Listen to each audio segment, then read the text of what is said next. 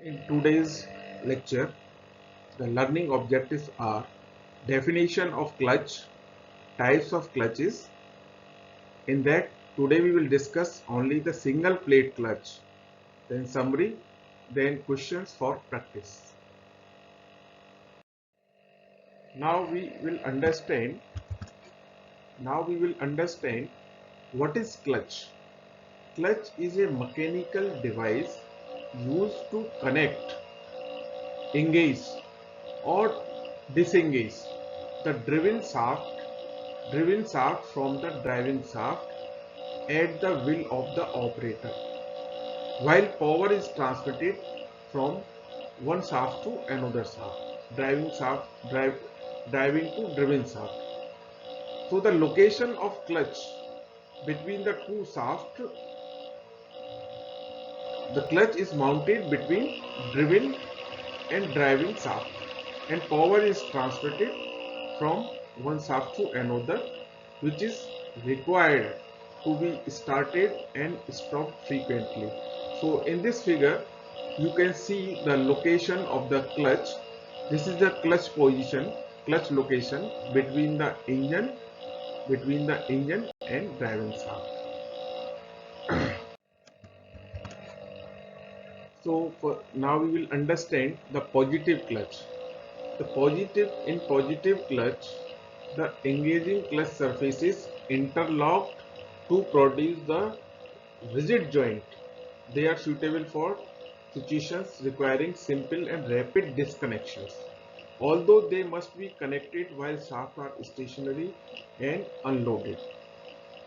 The jaw may be square jaw type or spiral jaw type positive clutch. They are designed empirically by considering the compressive strength of the material used. So why the name is positive clutch? Because there is no chance of slipping, which happens in the friction clutches. So now you will see the uh, diagram for positive clutch. So here the square jaw clutch. So this is square jaw clutch. The jaws are in the form of square. So one is male part, another is female part when they are connected, fixed. So this is sliding on the driven shaft and mounted with the key.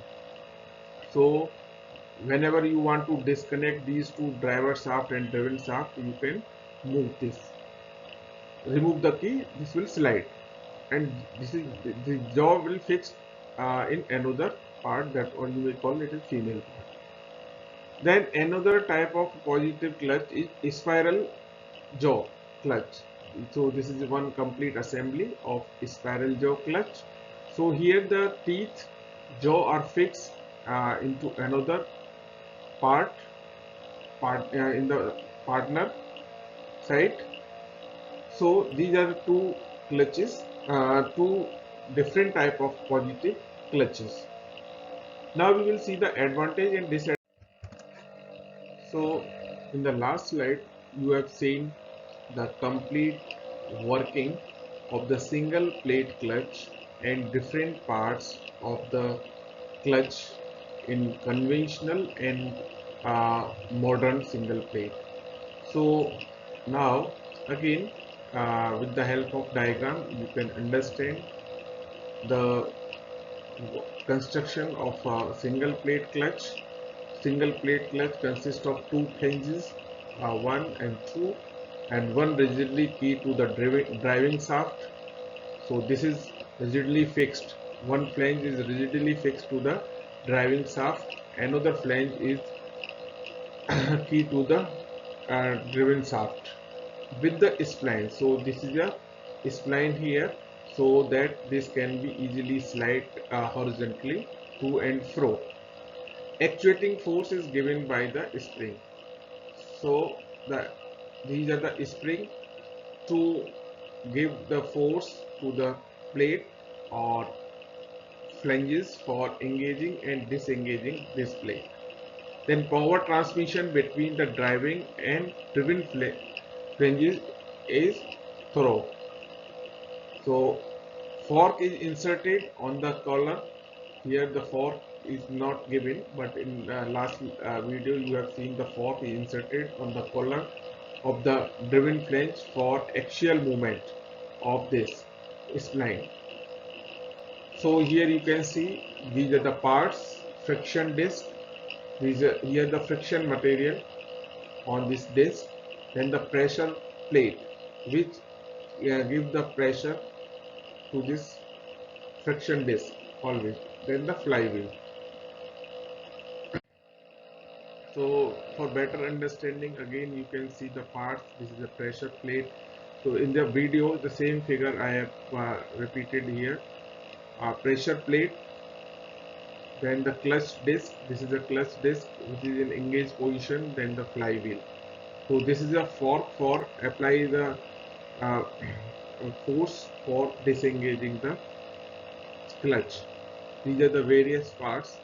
So the application of single plate clutch, it is used basically in the machines and early vehicles where torque requirement is moderate.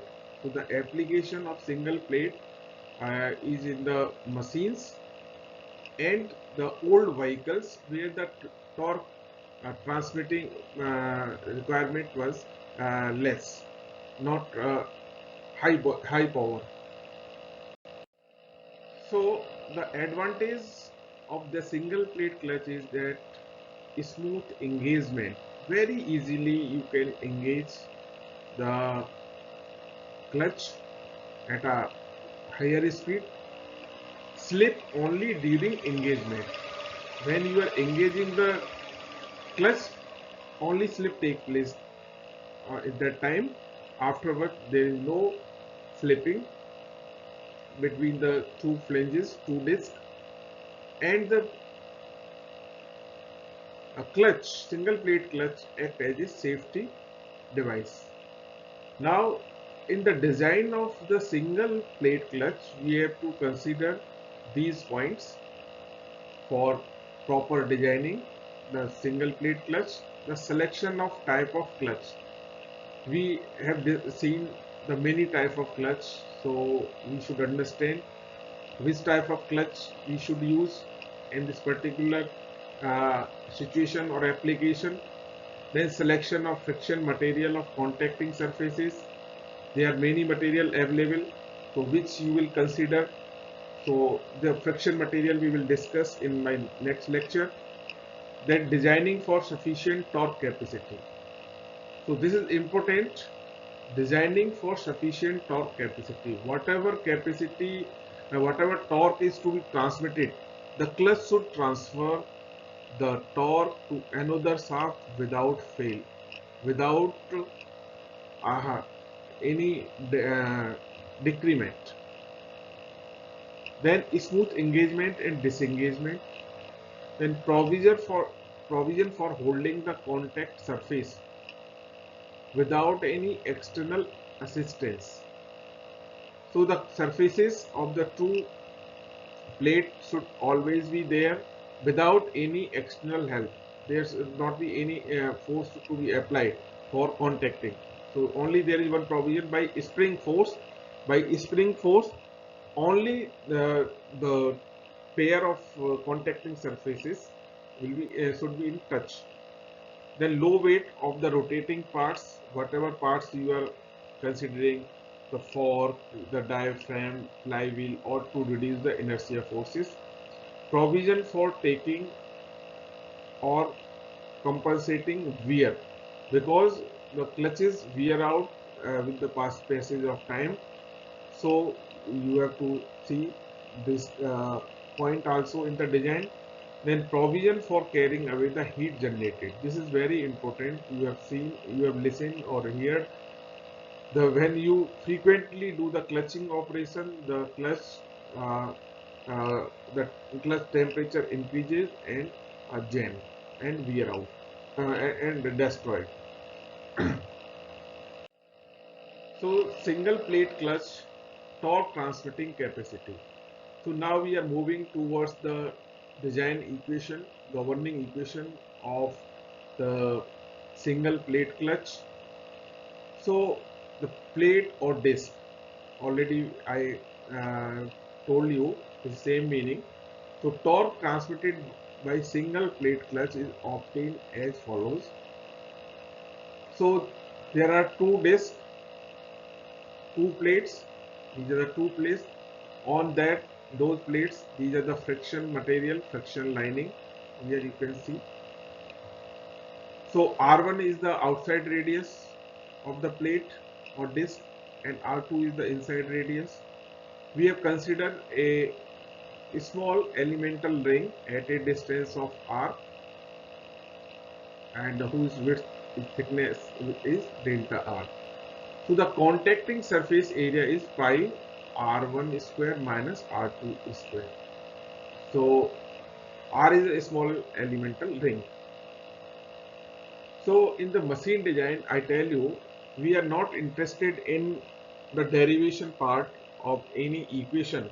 We should understand the end result of the derivation, that is a formula, how to apply, what impact if we increase or decrease this value parameter, then what will be the change in our design. So our main focus should be to understand the end result of the derivation. Here I derived this equation, but in onwards my lecture, just I will take the end result value or formula equations, governing equation for the particular clutch design for multi-plate, cone clutch and like that. So area of the ring on the contacting surfaces is delta A is 2 pi r into delta r. Then axial load on the ring. How much axial load? That is a pressure. P is a pressure multiplied by the area. So this is the axial load which the spring is applying for the contacting. Then friction resistance offered by the ring, because two discs or two plate are in contact moving together, so they, because of the friction. So you know the friction formula, F is equal to mu n. So this is a normal force, delta W is a normal force. So you substitute the value of delta W here. So this is 2 pi mu p r delta r. Mu is coefficient of friction and small p is pressure intensity, and r is the radius where you consider the ring. Then you can find the frictional torque acting on the ring. So torque is equal to force into the radial distance in the circular case, circular plate. So you substitute the value of Fr here in this equation F. So this is the equation, frictional torque equation for the ring at a distance of R. So now in the design consideration, the torque transmitted by single plate clutch is obtained by considering the two assumptions. So in the clutch design there are two theory. One is uniform pressure theory and other is uniform wear theory.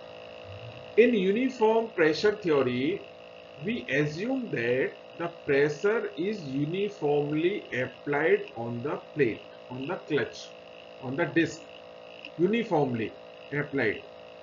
And this theory is basically should be used when you you are using the new clutch plate.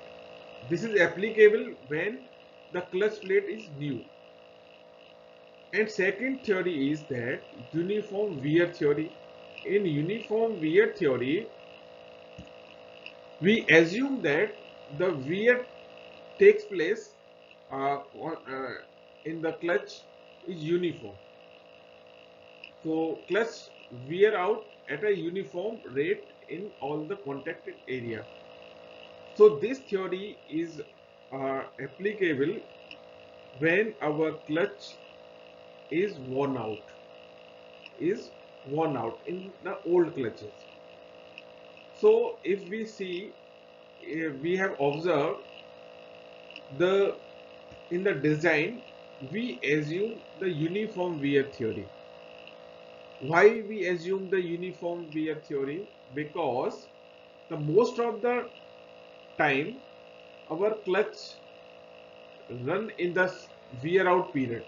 In the wear out period, 75 to 80% life of the clutch run in the wear theory. And in the beginning, when you uh, put or if you purchase new vehicle, only in that small period of time uniform pressure theory is applicable. So by considering these two theory, we will have a different torque transmitting capacity. So first we are considering the uniform pressure theory. So assuming that the intensity of pressure over the entire contacting surface area is constant. So P is constant here. You can see here the pressure on the plate is uniformly distributed. Pressure is uniformly applied. So this is the axial force because of the spring. So pressure is uniformly distributed. So intensity is equal to load upon contacting surface area. So load is W. W is nothing but that is a P upon pi r square. So to find the total torque transmitted by single plate clutch, you integrate within the limit on the from R1, R2 to R1. So you will have a equation, final equation this torque is equal to 2 pi 3 mu W. In some books they are using axial force P and some W, so no problem. We only the axial force, W is the axial force. So this is a torque transmitting capacity of a single plate clutch under uniform pressure theory. So this equation gives the torque transmitting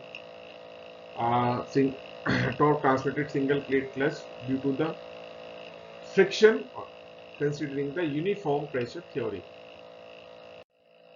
So now the torque transmitted by single plate clutch considering the uniform wear theory. So here you can see the pressure is not uniformly distributed because of the wear. Somewhere pressure is more, somewhere pressure is less.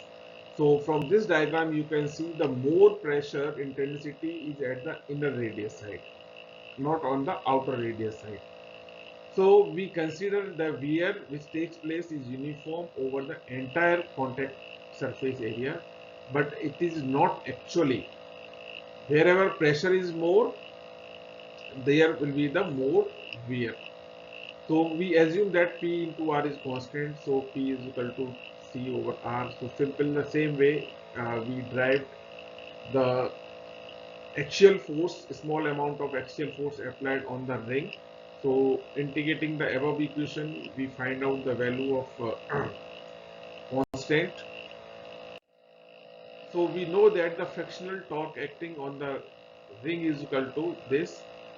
So integrate to find out the total transmitted by single plate clutch can be obtained by integrating the equation in the limit R2 to R1. So finally this torque you will get, so 1 by 2 mu W R1 plus R2. So this is the final equation. All these equations are governing equation related to any mechanical element, whether it is a brake, a clutch, brake, gear, whatever. So you have to refer the design data book. Uh, from that you will use the appropriate equation to solve the numericals. So this is the torque transmitted by single plate clutch due to the friction considering the uniform wear theory. So the next, the power transmitted by single plate clutch is given by P is equal to omega into T. So P is equal to 2 pi nt over 60 watt. So where N is the driving speed, which should be in RPM. So in this way, we completed the design of single plate clutch. So basically in designing of the single plate clutch or any clutch, we have to see, we have to determine the two things. One is if torque is given. If torque is given in the numerical, the examiner may ask you, okay, what should be the axial force to disengage the clutch. So you he may ask you the value of axial force. The second, if axial force is given on the spring, then how much torque is to be transmitted? Two things. And third thing is the dimension of the disc. What should be the inner diameter of the disc? What should be the outer diameter of the disc? Okay. Then next, which friction, by considering which friction material you are uh, transmitting the torque. So these are some important parameter which is to be uh, considered while designing the single plate clutch. So these are the questions for your understanding. We have discussed the difference between clutch and coupling, difference between clutch and brake, types of clutches. You have to give one practical application of each type of clutch. Then advantage of single plate clutch over multi plate clutch. Two theories we discuss of uniform wear and uniform pressure. Why the clutches are designed on the basis of uniform wear. So next question, where do you use single plate clutch? This is a numerical, more numerical you will see in my assignments. These are the references from which this video lecture is prepared. Thank you very much for patience hearing. If you feel any difficulty in understanding the topic, you contact on my email ID, official email ID sudhirkumar.singh@goldiauniversity.edu.in. Thank you again. Wish you happy learning. Thanks.